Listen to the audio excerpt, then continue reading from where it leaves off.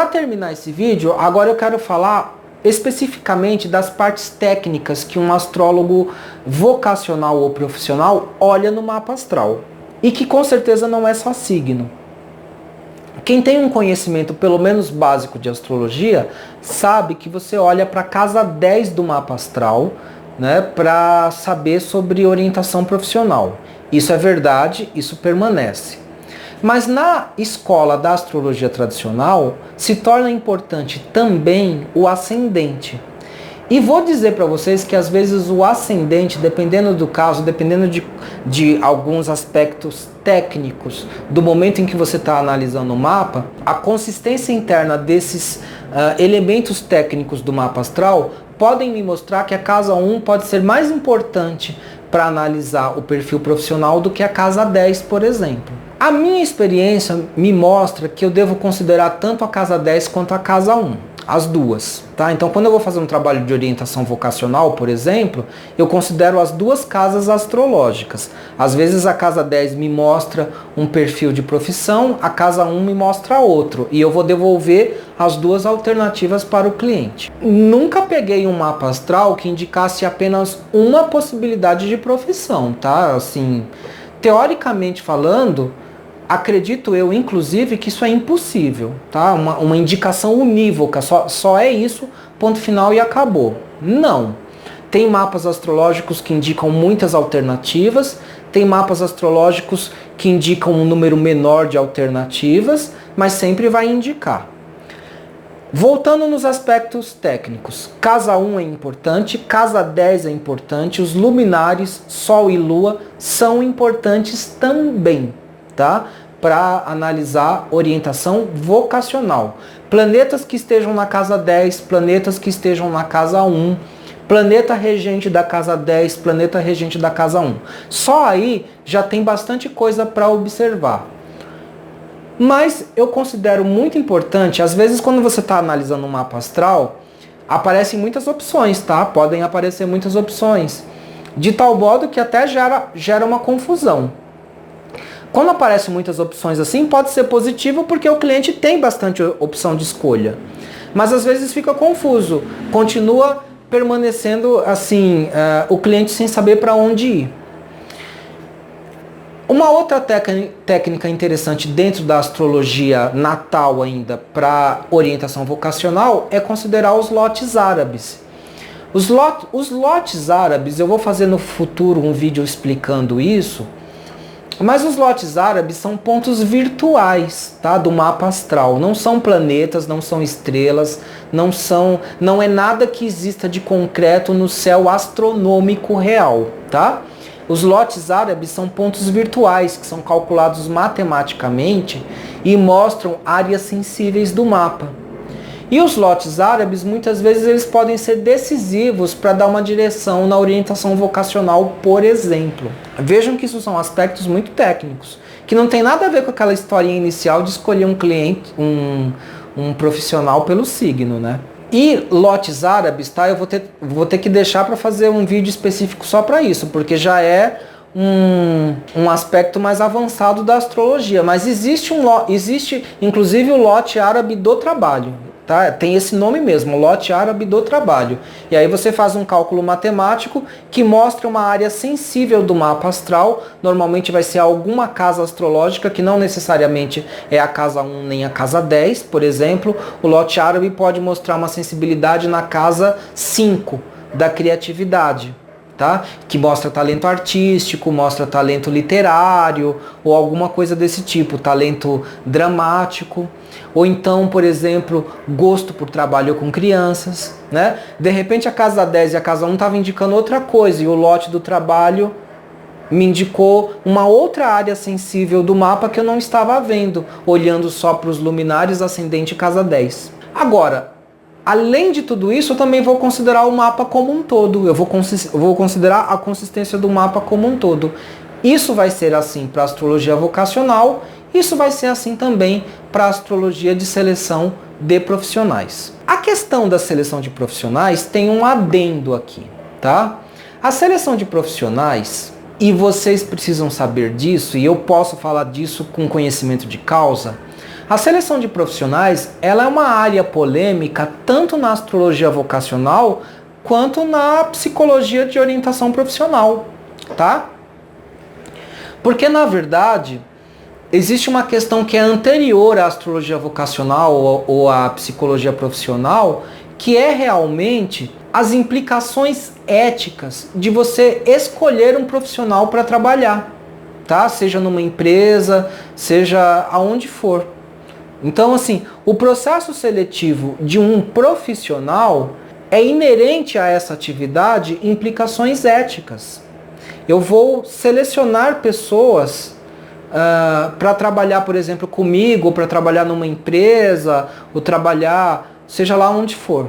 Então, por exemplo, dentro da psicologia, só para vocês terem uma noção, existe um debate se o trabalho de seleção de profissionais tem que ser feito com testes psicológicos ou não. Por exemplo, existe um debate, não existe um consenso, né? Alguns acham isso ético, outros acham que não é ético, alguns acham que isso tem validade científica, outros acham que não.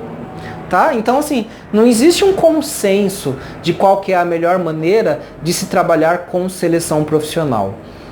Eu, inclusive, quando fiz a matéria de orientação profissional na faculdade, e aí eu vi toda essa questão de seleção profissional, orientação vocacional, tal e tal, eu tenho que ser honesto com vocês que as implicações éticas de um trabalho de escolha de seleção profissional, tá? Essas implicações éticas sempre me perturbaram. E por conta disso, eu não quis desenvolver esse tipo de trabalho dentro da psicologia, assim como não quis também desenvolver esse tipo de trabalho dentro da astrologia.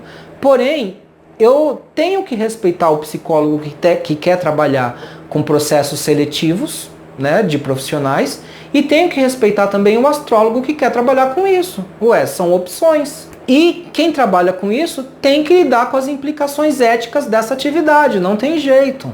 Agora, eu entendo que os ateístas, os céticos, os materialistas que condenam o trabalho de astrologia nessa área, na verdade a questão deles é outra, porque eles consideram que a astrologia é falsa, não tem validade. É isso que eles acham.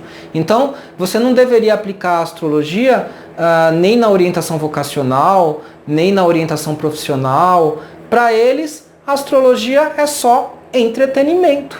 E nesse ponto, eu vou ter que colidir, bater de frente com os ateus, com os materialistas e com os céticos, né? Porque para mim, a astrologia não é só entretenimento, a astrologia não é uma crença, a astrologia é uma profissão. É uma profissão que faz parte, inclusive, tá, do cadastro de profissões. Existe agora eu não lembro de cabeça, eu até posso pesquisar isso depois, mas existe um cadastro de profissões, tá? Existe um cadastro oficial de profissões. E a astrologia, ela é reconhecida como profissão. O que a astrologia não é, e isso... Existem polêmicas sobre isso, até que ponto isso é bom para a astrologia, até que ponto isso é ruim. O que não existe é uma regulamentação profissional da astrologia através de um conselho profissional, como existe, por exemplo, a OAB, que é o Conselho dos Advogados, né? É a Ordem dos Advogados, ou o CRP, que é o Conselho dos Psicólogos, ou o CRM, que é o Conselho da Medicina. Só essas três profissões que eu falei, direito, medicina e psicologia, por exemplo, são profissões regulamentadas, porque tem um conselho profissional. Assistência social também tem o conselho profissional dos assistentes sociais, enfermeiros também. Eu estou falando muito de profissionais de saúde porque é onde, como eu atuo na área da saúde, tá, gente? Eu trabalho como psicólogo na área da saúde, então eu conheço isso. Então eu sei que existem conselhos profissionais de enfermagem, né? Acredito que os engenheiros também tem um conselho profissional. Se não tiver, isso quer dizer que a profissão não é regulamentada. Tem que ficar muito claro isso. Existem profissões que são realizadas, tá? A maioria das profissões, deixa eu até esclarecer isso, a maioria das profissões não são regulamentadas, tá, gente? Eu não sei se vocês sabiam disso. E existe muita polêmica sobre isso, porque, por exemplo, a regulamentação de uma profissão significaria que aquela profissão tem um critério de qualidade que é endossado por um conselho profissional, por uma comunidade e um conselho profissional. tem algumas categorias profissionais que não têm esse conselho profissional. Então elas não são regulamentadas. O astrólogo, por exemplo, seria exatamente um exemplo. Tá? O astrólogo seria exatamente um exemplo. E aí o que acontece? Existe uma corrente dentro da astrologia que acha que a astrologia teria que ser regulamentada, por exemplo. Seria muito bom. Isso daria mais confiabilidade, isso daria mais lastro para a astrologia, mais confiabilidade social mesmo. Só que tem alguns astrólogos que já são contra isso, porque eles enxergam, por exemplo, que isso só daria razão para, por exemplo, cobrar uma anuidade e não necessariamente ter um contraponto em serviços ou em benefícios para a profissão. Isso só serviria para cobrar mais impostos, né? Então, tem uma parte da profissão que acha que não tem que ter um conselho regulador da profissão. É mais interessante ter um conselho de autorregulamentação. E isso na astrologia existe, um conselho de autorregulamentação. Que, por exemplo, eu posso citar, por exemplo, a CNA, que é o conselho, se eu não me engano, CNA, se eu não me engano, é Conselho Nacional de Astrólogos, ou é Conselho Nacional de Astrologia, alguma coisa assim, tá? Só que esse conselho de autorregulação não é obrigado o astrólogo estar nesse conselho de autorregulação. Eu mesmo não estou. Já fui convidado algumas vezes, mas pela questão financeira eu não estou. Tá? Pela questão financeira, eu prefiro pagar o CRP, o Conselho Profissional de Psicologia, que inclusive é necessário para eu ser, por exemplo, funcionário público ou de repente até funcionário numa clínica ou alguma coisa assim. Então eu pago o CRP, o Conselho Profissional de Psicologia. E aonde eu trabalho como psicólogo, eu trabalho só como psicólogo, não como astrólogo, isso tem que ficar bem claro, mas é como eu falei, tá? Os saberes, eles estão dentro de mim.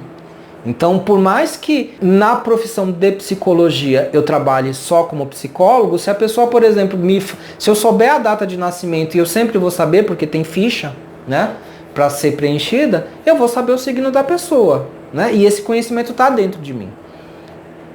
Mas, por exemplo, eu tenho o Conselho Profissional de Psicologia e na astrologia eu prefiro ter o Conselho de Terapeutas Holísticos. Eu prefiro ter a carteira do CRT, de Terapeutas Holísticos, porque ela também serve como conselho de autorregulação para terapeutas holísticos e também para astrologia, tá? Ela serve para isso. Então, vocês estão vendo como todo esse assunto é complexo, tá? Ele tem vários desdobramentos, né? Para concluir, então, como é que eu concluo esse vídeo? Então, eu concluo retomando o seguinte. Primeiro, concordo com a crítica dos ateus, dos céticos e dos materialistas, quando eles dizem que é errado, por exemplo, escolher um profissional só pelo signo. Então, nesse ponto, pelo reducionismo e pelo simplismo desse tipo de conduta, eu vou concordar com a crítica dos ateus. Mas eu também vou esclarecer que o trabalho de astrologia profissional e vocacional não se reduz a isso. É muito mais complexo. Envolve todo o mapa astral da pessoa e tem vários recursos técnicos que o astrólogo pode usar para fazer qualquer tipo de orientação profissional, seja vocacional, seleção profissional ou outros ainda, tá? Dentro do campo da astrologia profissional, tem também a astrologia voltada para o aconselhamento financeiro. Tem uma área da astrologia que lida com investimentos, finanças, organização financeira. Existe isso. Eu conheço mesmo um astrólogo que é específico, ele é especializado nisso. Então, essa astrologia financeira também faz parte da astrologia profissional. Então, nesse momento de conclusão do vídeo, o que eu estou enfatizando é a complexidade da área da astrologia profissional, que não se resume só a signos. Aliás, nada na astrologia se resume só a signos. Mas os signos fazem parte de um alfabeto básico, né? E os vídeos que eu faço de signos tratam disso. Também concluo esse vídeo discordando dos ateus, materialistas e ceticistas, quando eles acham que a astrologia não pode oferecer um serviço nessas áreas, porque a astrologia é inválida. Esse tipo de questionamento, na verdade, é um questionamento de uma outra natureza.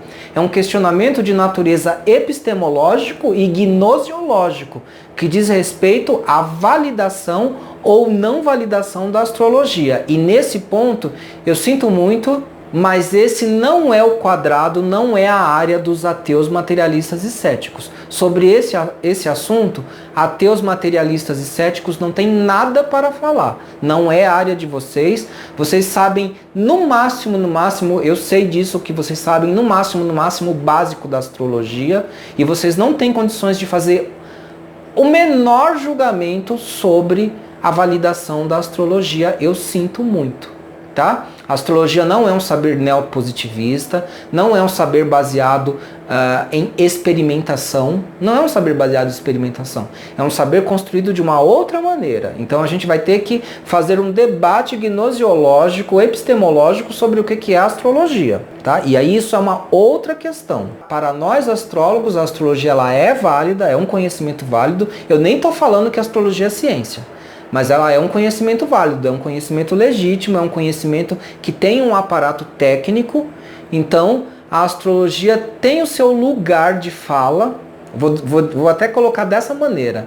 A astrologia tem o seu lugar de fala também dentro do campo da astrologia vocacional e profissional, sim. Então é isso, tá?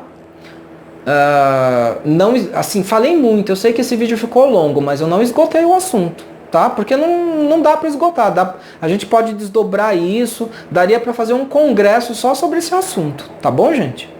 Então eu termino por aqui, espero que eu tenha sido esclarecedor. Tá? Se você assistiu até esse ponto, muito obrigado pela sua paciência, pela sua audiência. Não deixe de se inscrever no canal Professor Adalberto Pessoa, caso você não tenha feito isso, apertando o botão de sininho. Ok? Um grande beijo, um grande abraço. E tchau!